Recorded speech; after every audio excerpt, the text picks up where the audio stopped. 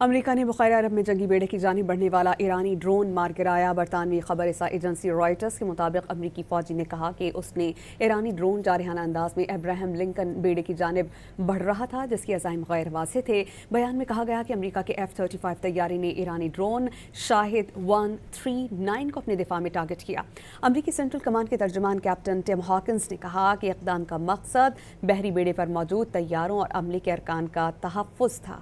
واقعے میں امریکہ کے کسی سروس ممبر اور سامان کو نقصان نہیں پہنچا۔ اس سے پہلے ایران کی گن بوٹس نے آبنائے ہرمز میں امریکی پرچم والے جہاز کو گھیر لیا تھا، جسے امریکی جنگی جہاز نے آ کر ریسکیو کیا۔ امریکہ نے بحیرہ عرب میں جنگی بیڑے کی جانب بڑھنے والا ایرانی ڈرون مار گرایا۔ برطانوی خبر رساں ایجنسی رائٹرز کے مطابق امریکی فوجی نے کہا کہ اس نے ایرانی ڈرون جارحانہ انداز میں ابراہم لنکن بیڑے کی جانب بڑھ رہا تھا، جس کے عزائم غیر واضح تھے۔ بیان میں کہا گیا کہ امریکہ کے F-35 طیارے نے ایرانی ڈرون شاہد 139 کو اپنے دفاع میں ٹارگٹ کیا۔ امریکی سینٹرل کمانڈ کے ترجمان کیپٹن ٹم ہاکنز نے کہا کہ اقدام کا مقصد بحری بیڑے پر موجود طیاروں اور عملے کے ارکان کا تحفظ تھا۔